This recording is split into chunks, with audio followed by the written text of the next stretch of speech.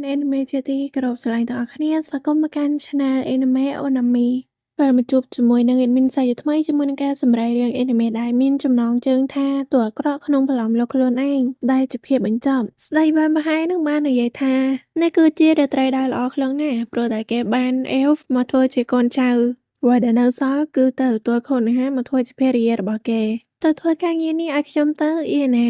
ណាក៏បានប្រាប់ថាទទួលបញ្ជាទោះបីនាងត្រូវសុខុណាខំក៏នៅតែមានសតិបញ្ញាអត់ទាន់បាត់បង់ទៀតនាងបានប្រាប់ថារូបរាងមាតរបស់ស្ដេចវ៉ាំផាយដែលមានសាច់ដុំកង់បែបនេះនាងពិតជាចូលចិត្តណាស់ហើយបានប្រាប់ទៀតថានាងបានខំករបស់សូលហើយមនុស្សបែបនេះទុកគឺនាំតែបង្កគ្រោះថ្នាក់ដល់ពួកយើងដូច្នេះហើយបាននាងប្រញាប់ចាត់ការគេអាចនឹងក្លាយជាកូនអុកដ៏សំខាន់សម្រាប់លោកម្ចាស់យើងចាំគេភ្ញាក់ឡើងប្រកាសជាល្អមើលមិនខានប៉ុន្តែស៊ូគូណានឹងគិតថាអៀណាជាមនុស្សល្ងងគេបានសួរស្ដេចវ៉ាំផាយថាធ្វើអញ្ចឹងល្អដែរអីគេក៏ប្រាប់ថា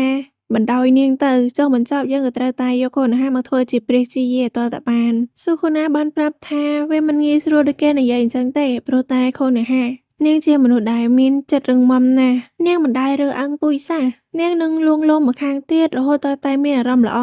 លួងលោមមនុស្សផ្សេងទៀតនៅពេលដែលនាងបានជួយសង្គ្រោះគេនាងចាំលើកដៃផ្ដល់កម្លាំងចិត្តគេរហូតពេលដែលនាងផ្ដល់កម្លាំងចិត្តគេបានសម្គាល់ឃើញថានាងរឹងមាំណាស់ភាពបរិសុទ្ធពិតប្រាកដគឺចេញពីចិត្តរបស់នាងធ្វើឲ្យគេដឹងថាការដែលចង់បាននាងមកធ្វើជាព្រះជាយាឯហ្នឹងមិនមែនជារឿងដែលងាយស្រួលនោះទេប៉ុន្តែពេលនោះដែរពួកអេលដែលកើតទៅជាវ៉ាំផាយនាំគ្នាស្រែកពេលដែលបានឮឈ្មោះខុនហាធ្វើឲ្យគេអត់ទ្រាំលេងបានស្ដេចវ៉ាំផាយក៏បានប្រាប់ថាបើអញ្ចឹងឲ្យប្អូនស្រីជាទីស្រឡាញ់ទៅនាំនាងមកទីនេះមកយើងនឹងបើកធាមនាងមុននឹងច្រានអៀណាចេញប៉ុន្តែសូលក៏បានចូលទៅវាយប្រហារស្ដេចវ៉ាំផាយគេវាយប្រហារភ្នែកហើយនឹងកចំណែកអៀណាវិញនាងបានយកដំបងឈើឆ្កាងរបស់នាងនឹងឯងចាក់ទៅកាន់វ៉ាំផាយនាងប្រាប់ថាអភ័យទោសផងព្រោះតែខ្ញុំមានឆ្នាំល្អ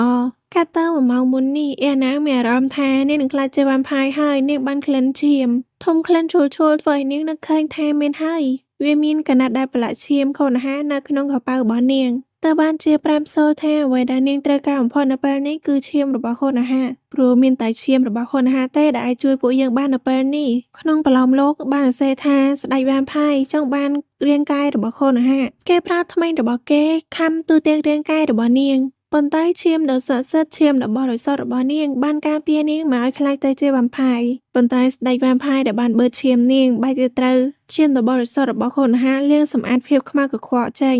រហូតធ្វើឲ្យគេមិនអាចកម្រើកទៅណាបាននៅថ្មឹងទោះបីឈាមដ៏បរិសុទ្ធរបស់នាងមិនបានភ្ញាក់ 100% ប៉ុន្តែយើងត្រូវតែប្រថុយបើមិនប្រថុយទេងាប់ទាំងអស់គ្នាអៀណាបានយកលេសប្រាប់ថានាងឃើញនៅក្នុងសៀវភៅហើយស៊ូហូណាបានប្រាប់ទៀតថាឈាមរបស់ក្មេងស្រីដែលបរិសុទ្ធសូម្បីតែអែលទទួលស្គាល់នឹងមានឥទ្ធិពលលាងសម្អាតបើសិនយើងយកទៅលេងនឹងទឹកស័ក្តិសិទ្ធិនៅក្នុងវិហារវានឹងជួយពន្យាពេលមកឲ្យយើងខ្លាចជាវ៉ាំផាយបានបច្ចុប្បន្នវិញស្ដេចវ៉ាំផាយនឹងត្រូវអៀណាចាក់ទម្លុះបេះដូងពេញគេមិនយល់ទេទាំងតែគេគិតថាឈើនឹងវាប្រកាសជាសាបបាត់ហើយប៉ុន្តែហេតុអ្វីបានជាគេកម្រើកមិនបានសោះអៀណាបានប្រាប់ថានាងបានយកថ្នាំពិសេសមកជូតដូចថ្នាំដែលនាងបានផឹកវ៉ាំផាយដូចជាឯងបបាជាមួយនឹងឈាមរបស់ក្មេងស្រីបរិសុទ្ធវាប្រៀបដូចជាថ្នាំពុលអញ្ចឹងនាងបានបន្ថែមទៀតថានាងមិនអាចណែនាំបងស្រីឲ្យស្គាល់នឹងគេបានទេប៉ុន្តែនាងអាចណែនាំឲ្យគេស្គាល់ជាមួយនឹងយមរាជធ្វើឲ្យស្ដេចវ៉ាំផាយនឹងពិតជាខឹងខ្លាំងមែនទែនស្រែកជានាងថានាងបិសាចកាលពីមុនពេលដែលនាងគូប្រឡំលោកមិត្តរបស់នាងប្រាប់ថាតួអង្គដែលនាងគូឡើងមកវាដូចគ្នាទាំងអស់មិនមានបុគ្គលិកលក្ខណៈណាដែលខុសពីគ្នាសោះទៅបានជានាងជំរុះតួអង្គដែលមិនមានបុគ្គលិកលក្ខណៈចោលក្នុងខួរក្បាលរបស់នាងវិញនាងចង់គូវ៉ាំផាយដែលមានរូបរាងសង្ហាប៉ុន្តែនាងចង់គូវ៉ាំផាយជាតួអាក្រក់បើចង់គូជាតួអាក្រក់ត្រូវតែគូមុខមាត់ឲ្យគួរឲ្យខ្លាចផងដែរនៅបច្ចុប្បន្នវិញស្ដេចវ៉ាំផាយបានស្រែកថាអៀណាខ្ញុំនឹងយកនាងធ្វើជាភរិយាជួយខ្ញុំផងអៀណាប្រាប់ថាអភ័យទោសផងតែខ្ញុំមិនចង់បានទេគេនេះហើយគឺជាតួអង្គដែលនាងត្រូវលុបចោលមុនគេហើយអៀណាក៏អាចចាត់ការស្ដេចវ៉ាំផាយបានរីឯស៊ូហ៊ូណានឹងស្លាប់បាត់ហើយមើលទៅគេខ្លាចជាអែលធម្មតាហើយជាវ៉ាំផាយនឹងមិនសាបអស់ហើយពួកគេនឹងខ្លាចជាអែលធម្មតាវិញអៀណាអរគុណសូខ្លាំងណាស់ដែលរួមដៃមួយនាងប៉ុន្តែគេនឹងមិនយល់ថាហេតុអ្វីបានជានាងត្រូវអរគុណគេដែរគេមិនបានធ្វើអ្វីដែលនាងត្រូវមកអរគុណនោះទេធ្វើឲ្យអៀណានឹងគិតថានាងកំពុងតែនិយាយឲ្យបំពេញរកគេតែដឹងដែលនាងបានសុំទោសគេនឹងឬមួយគេកំពុងតែយល់ច្រឡំថាខ្លួនរបស់គេកំពុងតែបង្ខំឲ្យនាងអរគុណមែនហើយអៀណាទើបតែនឹកឃើញថានាងទុកយូមីហើយនឹងខែកូរ៉េចោលពេលនោះអៀណាមិនបានគិតអ្វីច្រើនទេត្រឹមតែគិតថាគ្រប់យ៉ាងវាបានបញ្ចប់អស់ហើយ ប្រមើលទៅរឿងគ្រប់យ៉ាងដូចត្រូវបានគេរៀបចំទុកអស់នៅពេលដែលនាងមកដល់ពេលដែលអៀណាមកដល់នាងបានឃើញថាយូមីនឹងរងរបួសធ្ងន់នាងសួរថាមានរឿងអីកើតឡើងគេបានសួរវិញថាចុះនាងអត់ឈឺកតែអីអៀណាឆ្ងល់ខ្លាំងណាស់របួសនៅលើពោះគេវាមិនដូចបានផាយខំសោះយូមីកំពុងតែប្រាប់ហើយប៉ុន្តែនៅពេលនោះដែរកាកូរ៉ាក៏បានទម្លាក់ខ្លួនពីលើដំបូលពេលសល់ឃើញគេបញ្ញាប់ចូលទៅវាយប្រហារភ្លាមប៉ុន្តែដាវរបស់គេត្រូវកាត់ផ្ដាច់ជាពីរកាកូរ៉ាអៃវីបាននិយាយថាអញនៅមានសុខភាពល្អតែអីស្មានតែងាប់បាត់ហើយគេខំសង្ឃឹមថាជីវិតរបស់នាងនឹងលីហិនហោជាមួយនឹងភូមិមួយនេះកូនអានឹងបានមកជួយហើយនឹងបានថាអំពើរបស់អ្នកបរិសុទ្ធមួយណាក៏ដូចមួយណាប្រើការមិនបានសោះពិតជាគួរឲ្យស្អប់អេណាមិនយល់ទេតួអង្គមួយនេះឃើញហើយព្រឺរោមខ្លាំងណាស់ហេតុអីខ្លួនឯងគូឡើងមកកើតគូតាំងពីពេលណា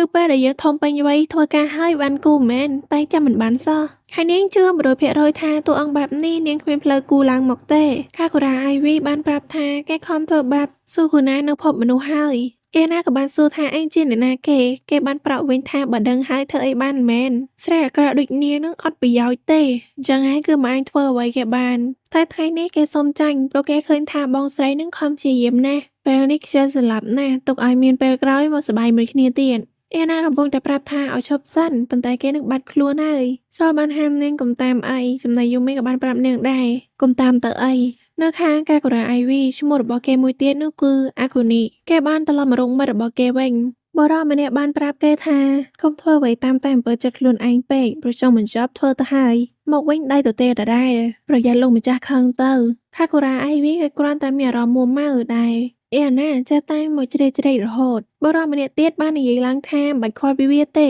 គេគ្រាន់តែជាក្មេងដែលចូលចិត្តសត្វសពតែប៉ុណ្ណោះឯងយើងត្រូវតែគិតរកវិធីសាស្ត្រថ្មីដើម្បីដាស់ថាអំពើរបស់អ្នកបរិសុទ្ធដូចជាខូនអាហារភ្នាក់យើងនឹងយកទៅបូជាឲ្យ Universum ក្រោយមកពួកគេទាំងអស់គ្នាបាននាំយូមីមកព្យាបាលសំណាងល្អរបួសរបស់យូមីមិនបានជ្រៅដល់ថ្នាក់មិនអាចព្យាបាលបាននោះទេចំណែកសូក៏មានរបួសរបស់ស្បែកខ្លះៗរីឯអៀណាវិញគឺមានរបួសនៅលើកសំណាងល្អដែលយូមីមិនកើតអីធ្ងន់ធ្ងរប៉ុន្តែឧបករណ៍គេមិនបានមានគ្រប់អៀណាបានអរគុណវិជ្ជាបណ្ឌិតគាត់ក៏បានស្ដីឲ្យនាងសំណាងល្អដែលយូមីគេចេះប្រើវេទមន្តអាចការពារខ្លួនបានខ្លះៗមិនបានរបួសធ្ងន់ប៉ុន្តែនេះមិនមែនជារឿងលេងសើចទេបើសិនគេកើតអីនោះតើនាងនឹងធ្វើយ៉ាងម៉េចអ្នកគ្រូពេទ្យព្យាយាមហាមវិជ្ជាបណ្ឌិតផងដែរកុំទៅនិយាយបែបហ្នឹងដែរនាងអៀណាបានអោនសុំទោសរឿងម្ដងនេះនាងនឹងខុសពិតមែនយើងបានជួយសង្គ្រោះអេម្នាក់ដែលសារតែចង់ដឹងចង់ឮទៅតាមទៅទាំងពីរនាក់បានហាមនាងហើយប៉ុន្តែនាងនៅតែរងរូសនឹងទៅមុខបន្តទៀតទៅធ្វើឲ្យយូមីរងរបួសបែបនេះជាកំហុសរបស់នាងវិជ្ជាបណ្ឌិតបានប្រាប់ថានាងគ្រាន់តែជាមនុស្សអាក្រក់នៅមុខមនុស្សម្នាចេះគិតសុំទោសប៉ុន្តែមិនដឹងថានៅពីក្រោយខ្នងនាងធ្វើអីខ្លាំងទេកុំមកប្រើសម្ដីលយបែបនេះជីណាហ្វតបានប្រាប់ថា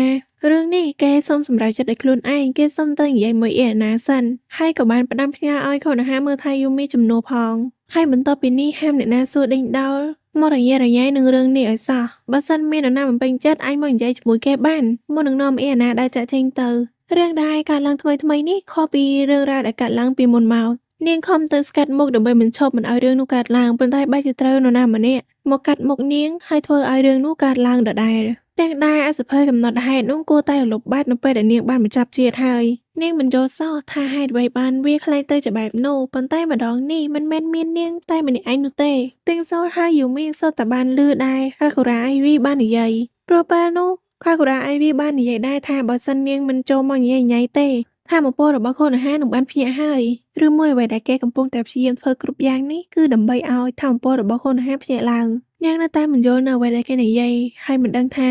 កាកូរ៉ាអៃវីជាអ្នកណាប៉ុន្តែអ្វីដែលនាងដឹងនៅពេលនេះគឺខូនអាហារកំពុងតែត្រូវមនុស្សមួយក្រុមតាមខ្លុំមើលនាងតែម្នាក់ឯងមិនអាចទប់ទល់បានទេមនុស្សមួយក្រុមនោះដោយសំដៅទៅលើខូនអាហារត្រង់ណាស់ជីនូវ៉ាតបានសួរអេណាថាតើយូមីនឹងត្រូវអ្នកណាវាយប្រហារតើនាងមិនបានបោកគេទេពិតមែនឬអត់អេណាគិតថាគេសង្ស័យមកលើនាងទៀតហើយជីនូវ៉ាតនឹងយករឿងនេះទៅសួរសូលផងដែរហើយសុំឲ្យអេណានិយាយរឿងគ្រប់យ៉ាងប្រាប់គេនៅខាងសូលវិញគេយល់មករហូតគេគិតមករហូតថាគម្រោងការគ្រប់យ៉ាងគឺជារបស់អេណា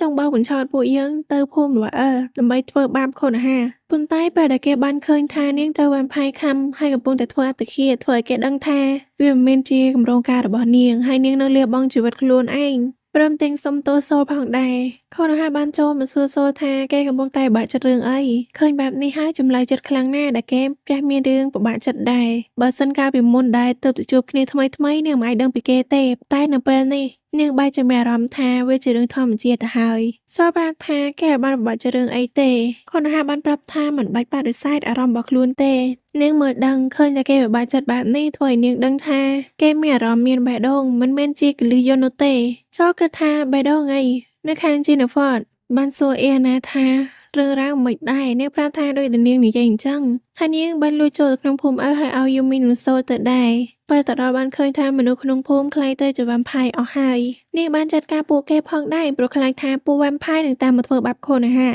ហើយអ្នកដែលនៅពីក្រោយក្នុងរឿងគ្រប់យ៉ាងទាំងអស់គឺខាកូរ៉ាអៃវីបើមិនជឿទៅសួរសូលនិងយូមីទៅពួកគេក៏នៅក្នុងហេតុការណ៍នោះដែរជីនូហ្វនសម្លឹងអ៊ីអាណាហើយនិយាយថាខាកូរ៉ាអៃវីអញ្ចឹងឯងនាងគិតថាឬមួយគេមិនជឿចិត្តនាងមើលទៅការដែលនាងនិយាយបែបនេះដូចជាការនាំនាងទៅកាន់ផ្លូវវិនិច្ឆ័យអញ្ចឹងបើផ្លត់និយាយមិនល្អតែមិនអាចធ្ងន់ដល់ជីវិតយើងប៉ុន្តែអ្វីដែលជីនហ្វតធ្វើគឺចូលមកអែក្បាលនាងឲ្យប្រាប់ថាអរគុណដែលនិយាយរឿងដ៏គួរឲ្យខ្លាចបែបនោះប្រាប់គេ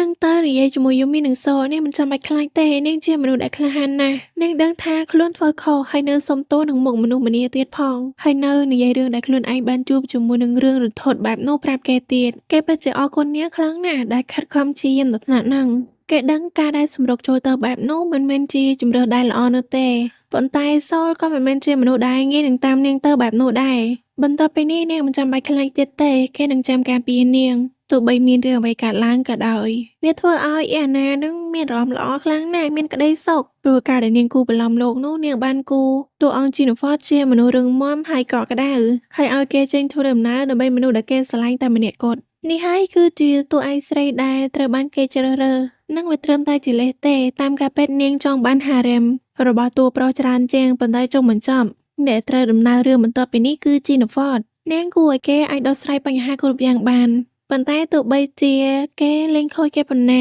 ប៉ុន្តែបើសិនគេកេងលក់គេនឹងក្លាយជាព្រះអង្គកេងលក់អត់ប្រយោជន៍តែនោះនាងគ្រាន់តែគិតទេនាងមិនបានគូទេតារាមណាដែលគេមិនកេងលក់គេម្នាក់នេះនឹងចាំការពារខូនអាហារជីនូហ្វតគឺថាបើសិនខូនអាហារដឹងរឿងនេះនាងប្រកាសជាព្រួយបារម្ភមិនខានយើងគួរតែលាក់បាំងរឿងនេះល្អជាងនិយាយទៅជីនូហ្វតគឺជាតួឯកដ៏រឹងមាំសម្រាប់នាងជីនូហ្វតបានបន្តទៀតថាមិនយូរទេយើងនឹងដល់ពេលញ៉ាំអីហើយគេចង់ធ្វើឲ្យយូមីនិងខូនអាហារទើបចង់បបួលអ៊ីអាណាទៅធ្វើជាមួយគ្នាដើម្បីបដូរបរិយាកាសខ្លះប៉ុន្តែនាងភ្ញាក់ផ្អើលខ្លាំងណាស់ព្រោះនាងអត់ចេះធ្វើម្ហូបធ្វើអាហារអីទេថាទៅរឿងអីដែលពាក់ព័ន្ធនឹងចង្ក្រានបាយអ៊ីអាណាធ្វើមិនកើតសោះប៉ុន្តែគិតថាបើមានជីណាហ្វតនាងប្រកាសជាធ្វើបានព្រោះតែគេគឺជាតួឯកនៅក្នុងរឿងមួយនេះបន្ទាប់មកទាំងពីរអ្នកនាំគ្នាមកធ្វើអាហារប៉ុន្តែវាក៏ផ្ទុះសូលបានសួរខុនអាហារថាកើតអីអត់នាងបានឆ្លើយថាអត់អីទេប៉ុន្តែហេតុអ្វីបានជាមានផ្សែងហុយចេញពីខាងនោះសូលខ្លាចថាអ៊ីអាណាកើតអីទៅប្រញាប់រត់ចូលទៅមើលពេលដែលទៅដល់បានឃើញថាផ្ទះបាយខ្ទេចវល់ហើយជីណាហ្វតនឹងដេកដួលដីនាងក៏សួរថាមានរឿងអីកើតឡើង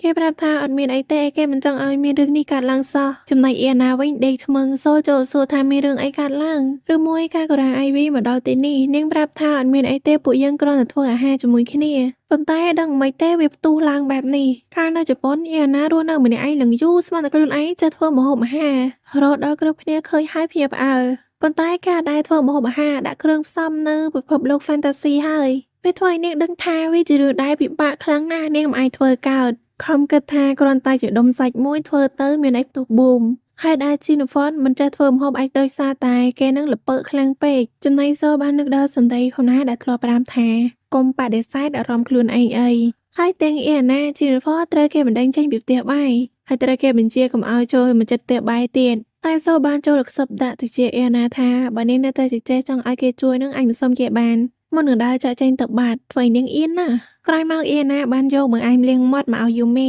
ពេលគេបានញ៉ាំបានភ្លក់ហើយគេក៏បានសួរថានេះអ៊ីអាណាអ្នកធ្វើខ្លួនឯងមែន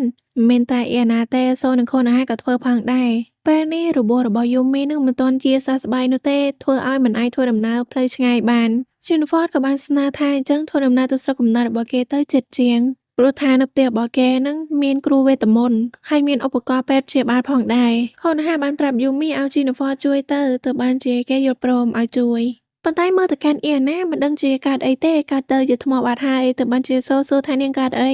នាងប្រាប់ថាអត់អីទេ តែក្នុងចិត្តរបស់នាងនឹងគិតថានោះគឺជាស្រុកកំណើតរបស់ Jennifer ដែរនាងមានអារម្មណ៍ថាវាមិនស្រួលសោះ ដូចកំពុងតែមានរឿងអ្វីជាច្រើនកំពុងតែតាមគូតយើងមក ហើយរឿងផ្លូវវិនាសរបស់នាងទៀតមិនដឹងជាកិច្ចយ៉ាងម៉េច ហើយរឿងជាតួអាក្រក់ក្នុងបឡោមលោកខ្លួនឯងរដូវកាលទី1ក៏បានបញ្ចប់ត្រឹមនឹងឯងបានឮដំណឹងថាគេនឹងធ្វើរដូវកាលទី2បន្តចាំមិនមានប្រាប់ដំណឹងជូនអ្នកទាំងអស់គ្នាណាសម្រាប់ថ្ងៃនេះក៏សូមអរគុណសូមជម្រាបលា